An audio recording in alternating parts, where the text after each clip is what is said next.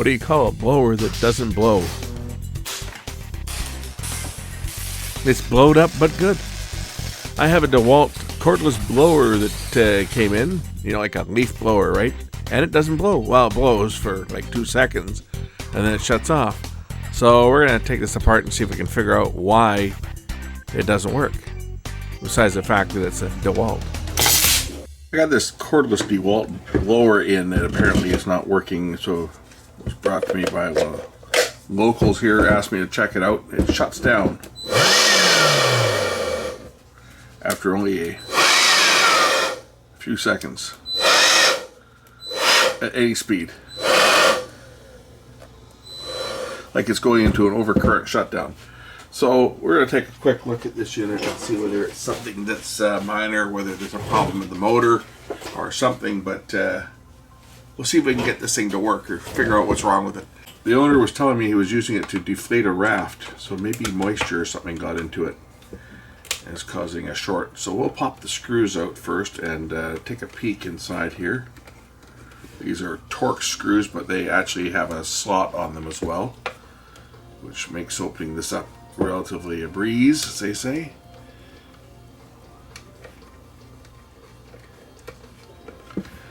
The way it shuts down like this almost is like it's going into an overcurrent shutdown, where it only comes on for a second and then goes down. But I guess it could be anything. It could be the motor that's at fault. Something may be drawing a little too much power and it's shutting down. I questioned if the batteries were bad, but he's got 2 batteries and they're fully charged, so I don't think it's the battery that's causing the problem.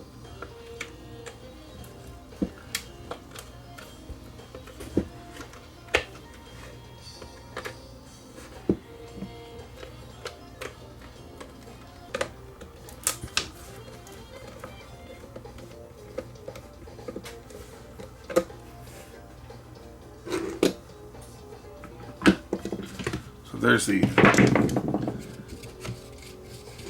want to see if there's anything sticking on here. That motor feels like it's turning kind of stiff, you know, so maybe a problem here. Let's just try removing the impeller and see if there's any crap that's around the motor shaft itself. Definitely got some rust in here.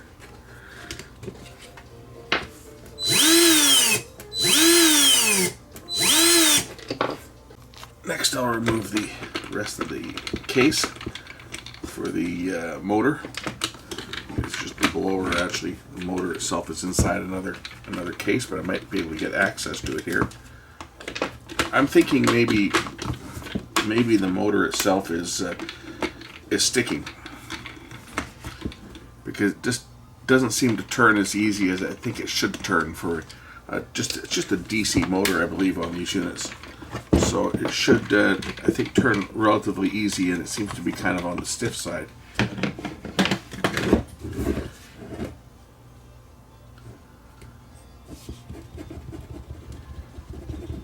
The motor comes out.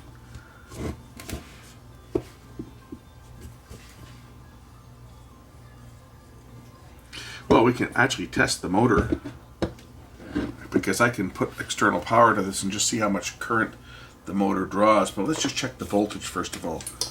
We'll put the voltmeter across here. Just clip it on so I don't have to hold the probes. Okay, I just want to watch what happens here when I turn this on.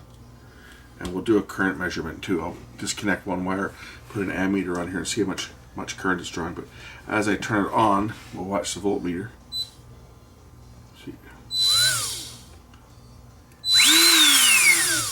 It's shutting it off immediately.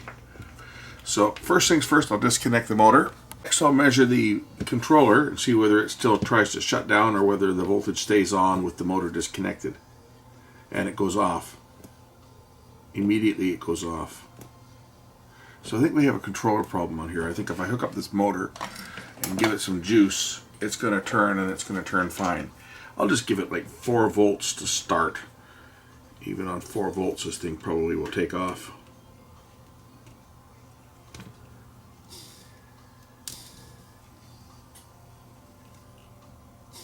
Oh, maybe if I turn my current limiting up. or turn my current limiting off. So I'm drawing 1 amp at 4 volts. We increase this thing up to 20 because that's what it's rated at.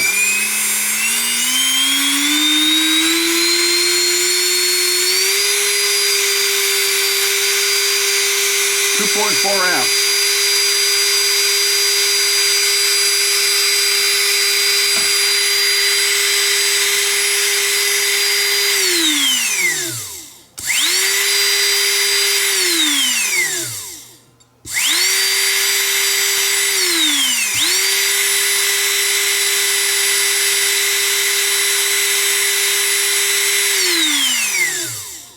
So at 20 volts, 2.4 amps, like the motor's fine. We have a problem in either the battery controller or the controller itself.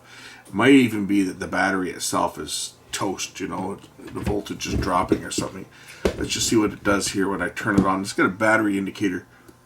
So nothing's happening when I do that. It's not drawing any power. When I did it under the motor, it actually dipped down as the motor tried to start.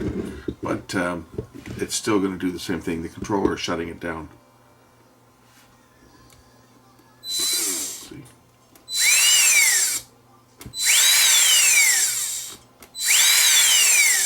So I have to dig a little deeper. I remove the screws from it and the base will come apart where we see the internal workings. There's a switch here. There's another switch at the back here, whatever this switch does. Looks like 100%, 60% and 40%. Anyway, there's a little circuit board down here. I'm just wondering if there's something on here. Maybe it's gotten wet or some corrosion or something on the circuit board, because obviously it's being commanded off. So something on this board is going to be a problem.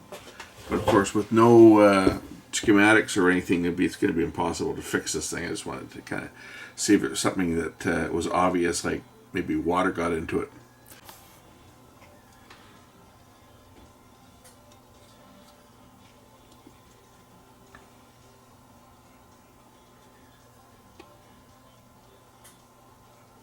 Everything's encapsulated on here. It's got a conformal coating on it. So moisture is not going to be a factor on this.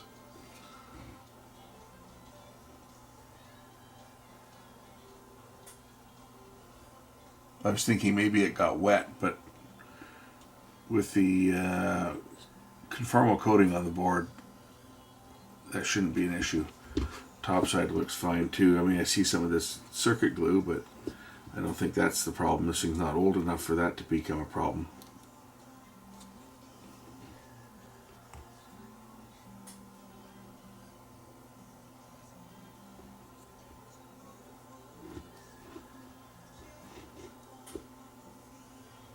I don't think this thing will run either.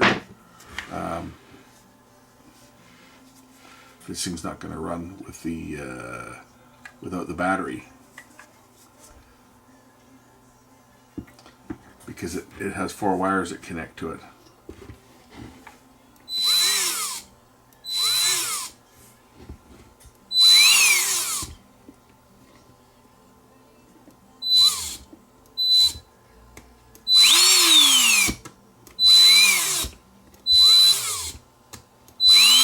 That's a power setting, right?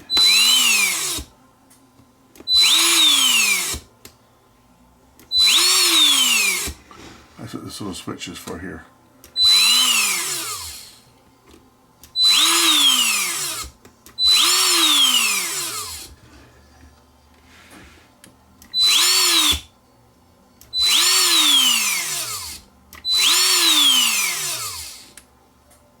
When I measure the voltages off the battery, I have 0. Oh, I got 11 volts to ground on this one. I got 19 volts on this one, and I got 19 volts on this one. So it's not like I can just connect an external power supply up and bypass the battery. It's got multiple voltages that are derived from the battery. Obviously, for the 19 volts is to power the motor, right? And you can see it passes right through the heatsink here. It doesn't even connect to it, it just goes through it. and the negative side is connected down to the controller here. But the other two wires go down to the board to power up the circuit. So I can't just hook this up to my power supply and expect it to work. It's not going to work. It needs the specific voltages to power up the circuitry on here, which it gets as a divided voltage. It would be a regulator on here. And that's why all the different terminals are part of the battery management system.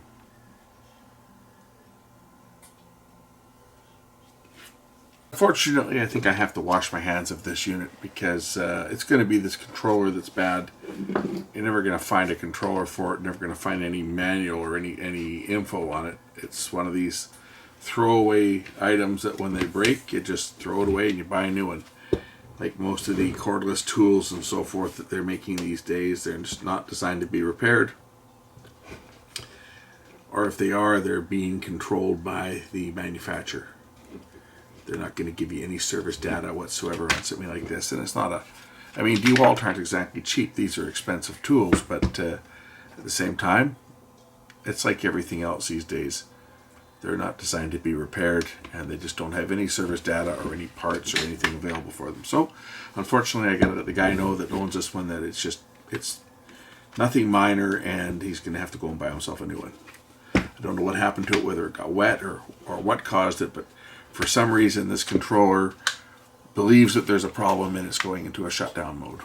That's what's happening. We know the motor's okay because I can run the motor on a separate power supply and it runs fine.